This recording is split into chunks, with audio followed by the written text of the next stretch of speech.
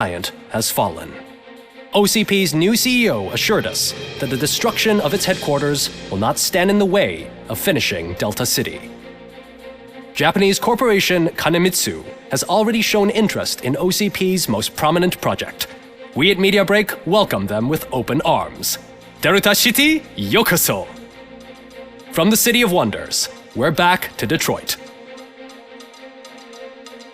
The city's debt has reached a new peak. Re-elected Mayor Cusack, asked about his plans for reform, said he had other plans instead. OCP is the weakest it's ever been. We'll sue them even if we need a Japanese lawyer, he assures us. Now it's time to introduce a new segment, You the Detroiters, where we share feel-good stories from our local communities. Disgraced Senator Farrell took hostages at the local theater and called for his reinstatement. However, a former vagrant and the theater's newest employee managed to defuse the situation. When asked why he decided to risk his life, Pickles, a European cinema connoisseur, said that it was simply disrespectful to interrupt the screening. Let's just hope Pickles does not influence the theater's movie selection. Next up, Sunblock 5000 model nearly torn to pieces by an ED 209 after not adhering to the 209's instructions. The dispute over a parking space could have turned deadly if it wasn't for Dr. Olivia Blanche, a seasoned psychologist who managed to keep a cool head during the 209's intervention. Dr. Blanche's new book, Coping with Loss, is said to be of value to both people and machines alike.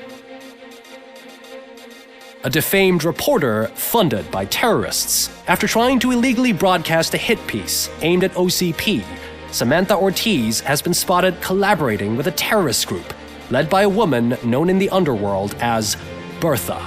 OCP denies. We're sorry for the disturbance. Fortunately, this time it was a minor one. Let's move on. A new world record has been set in Detroit. A man called Funeral Bob attended his 1000th funeral this year. The record-breaking funeral belonged to Max Becker, a former OCP executive. As it turned out, Bob was its only attendee.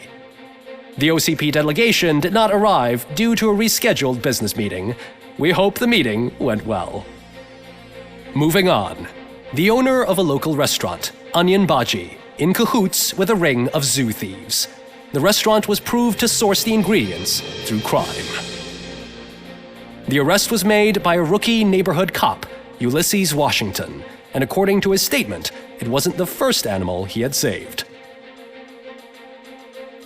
One question still remains unanswered. What happens to Robocop's human status? Mayor Cusack distances himself from Robocop and leaves no doubt that he will not be advocating for granting him human rights. Robocop's efforts have prompted a public conversation. I hope OCP doesn't take him off the street. Who will protect us then? Ah! It's Robocop! Robo, I love you!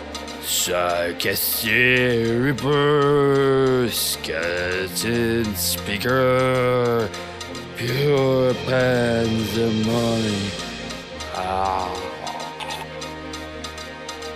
To many more years on the force, Robocop. It's been a busy time for Detroit, but the cloud that lowers over the city is lifting as police end their strike. We're ready to serve, said Officer Ann Lewis, who returned to duty despite her recent injury. What heroism. Detroit can sleep soundly tonight. The question is, for how long? That's all for today. This was Casey Wong. Until next time.